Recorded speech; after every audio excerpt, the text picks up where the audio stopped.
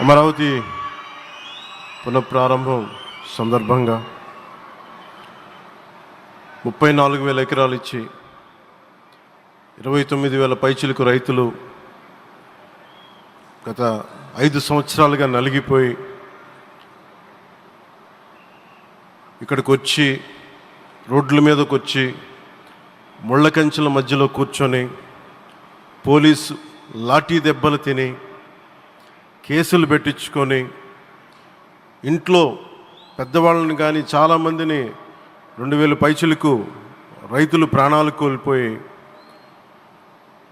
మీరు నలిగి బాధపడి మీ కన్నీళ్ళు తుడిచే వాళ్ళు ఉన్నారా ఆ రోజునని చాలాసార్లు మహిళా రైతులు నన్ను అడిగారు.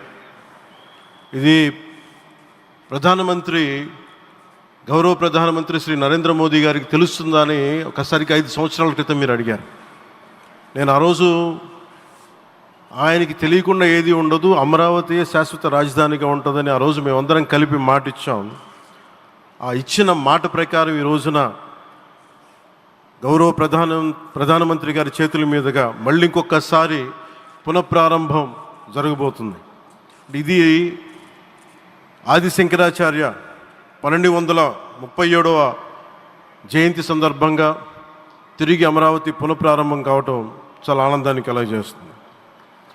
మనందరం 5 కోట్ల మంది ప్రజలకి సంబంధించి ఇది ఒక హబ్, ఇది సెంటర్, నర్వ్ సెంటర్. ఇది అంటే మనందరికీ సంబంధించిన ఇల్లు. ఇది మనందరం ఎవరిని అడుగుతున్నామంటే ఒక ప్రధానమంత్రి గారు పూర్వం సన్యాసాశ్రమంలో ఉన్నప్పుడు ఆయనకి అనికేత్ అనే పేరు పెట్టారు. అనికేత్ అంటే అర్థం పరమశివుడు, ఇల్లు లేనివాడని.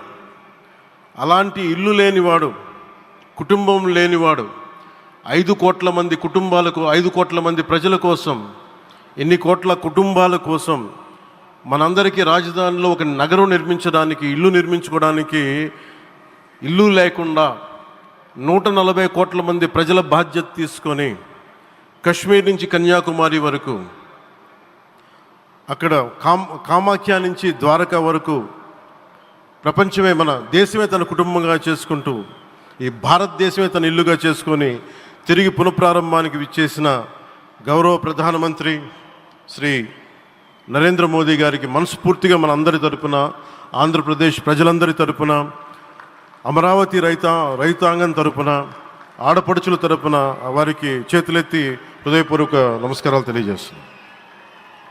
దివిసీమ తుఫాన్ వచ్చి అందరి ఆశలను తుడిచిపెట్టేసినట్టు గత ప్రభుత్వం రాష్ట్రం మరియు అమరావతి భవిష్యత్తుని తుడిచిపెట్టేసింది. అమరావతి అంటే పరదాలు, సెక్షన్ 30, సెక్షన్ 144 మాత్రమే గుర్తుకొచ్చేలా పనిచేశారు.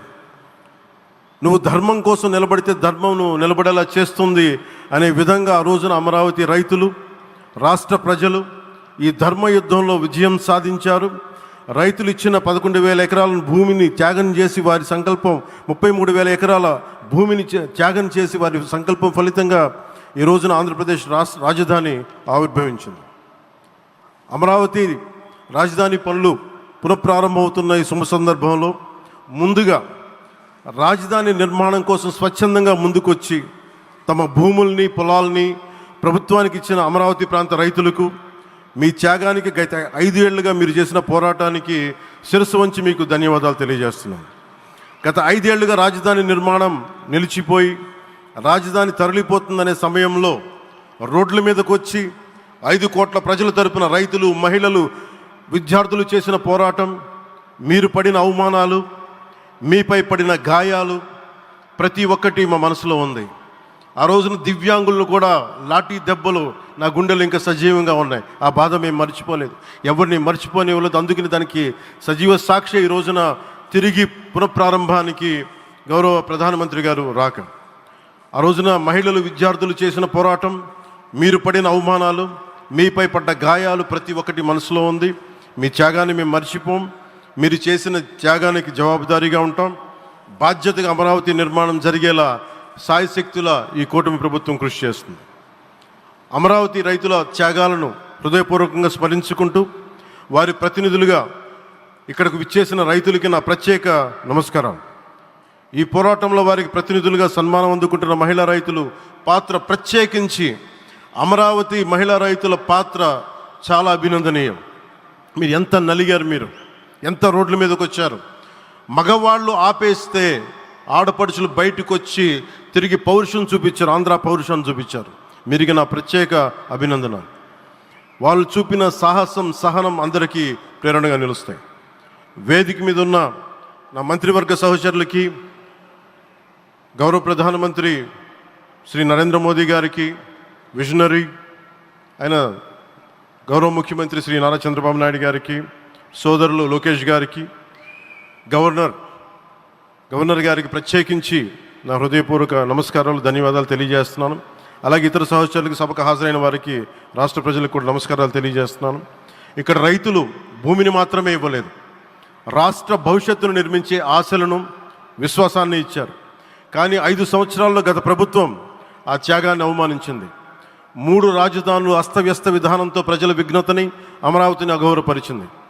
ఈరోజు ఈ వేదిక నుండి మేమందరం మీకు హామీ ఇస్తున్నాం, అమరావతి మళ్ళీ ఒక ప్రపంచ స్థాయి సర్వశ్రేష్ఠ రాజధానిగా ఆవిర్భవిస్తుంది. అమరావతి ఒక ఆర్కిటెక్చరల్ జోన్, ఒక కాంక్రీట్ జంగిల్గా మిగిలిపోకుండా జవాబుదారీతనం, న్యాయం, ప్రజాస్వామ్యానికి ప్రతీకగా నిలవాలని ఆకాంక్షిస్తున్నాను. కేంద్రంలో రాష్ట్రంలో స్థిరమైన ఎన్డీఏ ప్రభుత్వం ఏర్పడిన కారణంగా అభివృద్ధి కార్యక్రమాలు వేగంగా సాగుతున్నాయి. మేనిఫెస్టోలో ఇచ్చిన హామీలన్నీ దశల వారీగా బాధ్యతాయుతంగా అమలు చేస్తున్నాం. కేవలం మ్యాచింగ్ గ్రాంట్స్ ఇవ్వని కారణంగా గత ప్రభుత్వం రాష్ట్రం కేంద్రం నుంచి పొందాల్సిన 1000 కోట్లు నష్టపోయింది. కానీ ఈ ప్రభుత్వం కోఆపరేటివ్ ఫెడరలిజం స్ఫూర్తితోటి, పరస్పర సహకారంతో పనిచేస్తున్నాం.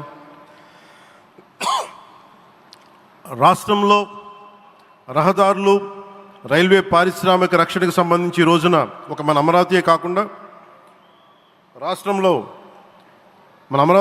రాష్ట్రంలో రహదారులు, రైల్వే, పారిశ్రామిక రక్షణకు సంబంధించి ఈ రోజున 1,07,00,000 కోట్ల విలువైన అభివృద్ధి పనులకి ప్రధాని గారు శంకుస్థాపనలు, ప్రారంభోత్సవాలు చేస్తున్నారు. రాయలసీమలో గుంతకల్ రైల్వే, గోరంట్ల హైవే లాంటి వివిధ కార్యక్రమాలకు, ఉత్తరాంధ్రలో పిఎం ఏక్తా మాల్ లాంటి వివిధ పనులకు ఈరోజు శంకుస్థాపన, ప్రారంభోత్సవం చేస్తున్న ప్రధానమంత్రి గారికి నా హృదయపూర్వక కృతజ్ఞతలు. నేను అవనిగడ్డ ఎన్నికల ప్రచారంలో హామీ ఇచ్చిన దానికి అనుగుణంగా మనందరి ఆశలు మనకి ఆశించిన విధంగా నాగాయలంకలో మిస్సైల్ టెస్ట్ రేంజ్కి ప్రధానమంత్రి గారు ఈ రోజున శంకుస్థాపన జరగడం నాకు చాలా సంతోషంగా ఉంది. Now with Honorable Prime Minister Sri Modi ji and Honorable CM Sri Chandrababu Naidu garu, and together again Amravati will surely become a world-class capital, a 360-degree growth engine for all of Andhra Pradesh. Our youth will no longer have to leave for Bangalore, Chennai or Hyderabad. Soon Andhra Pradesh will create jobs for our people and attract talent from across the nation and the world. దీనికి అమరావతికి ప్రత్యేకించి ఒక వ్యక్తిని మనం స్మరించుకోవాలి. రాళ్లల్లో, రప్పల్లో ఒక మహానగరాన్ని చూసిన వ్యక్తి, ఒక 20 సంవత్సరాలు ముందుకెళ్ళి చూసిన వ్యక్తి. అలాంటి నాయకులు మనందరం కోరుకున్నట్టుగా ఆయన వెనంటే ఆయన ఉండాలి, ముఖ్యమంత్రిగా ఉండాలి అని మేము ఆశించిన విధంగా ఆయన ముఖ్యమంత్రి అయ్యారు. ఆయన సైబరాబాద్ అనే సిటీని ఎలా నిర్మించారో, ఎంత అద్భుతంగా రూపకల్పన చేశారో, అమరావతి అనే ఈ క్యాపిటల్ని కూడా ఆయన అపారమైన అనుభవంతో, ఆయన దక్షతతోటి, ఆయన గవర్నెన్స్ కేపబిలిటీ తోటి, అడ్మినిస్ట్రేటివ్ కెపాసిటీ తోటి ఇది అద్భుతమైన మహానగరంగా తీర్చిదిద్దుతుంది. ఇది ఆంధ్రప్రదేశ్కే కాదు, భారతదేశానికి తలమానికంగా అవుతుందని మనస్ఫూర్తిగా నేను ఆశిస్తున్నాను. అలాగే ప్రత్యేకించి ఈ రోజున మనం ప్రధానమంత్రి గారిని చాలా లోతుగా మనం అర్థం చేసుకోవాలి. ఈ రోజున కశ్మీర్లో దాదాపు 28 మందిని చంపేశారు.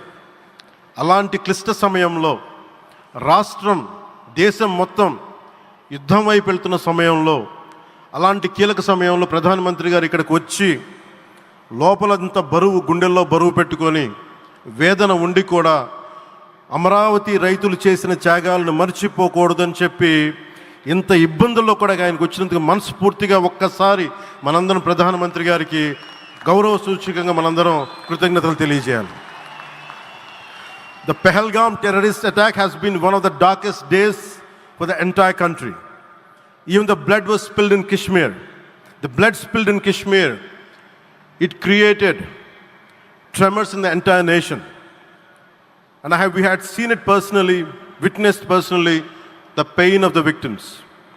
For the Honorable PM Modi ji, he is leading the country through these tough times, and he assured all the citizens with stern action against the perpetrators of terrorism. I know this is very sensitive time, and Modi ji is carrying the nation's burden. Amidst this tremendous difficult moment, Modi ji still gave time and came today to Amravati.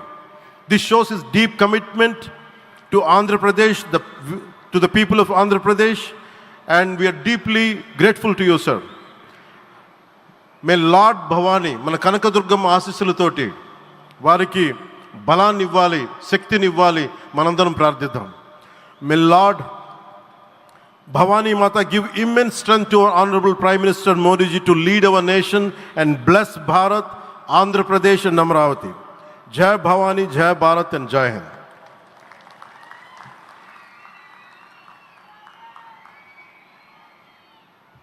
Shri Pawan Kalyan సార్కి ధన్యవాదాలు తెలియజేసుకుంటూ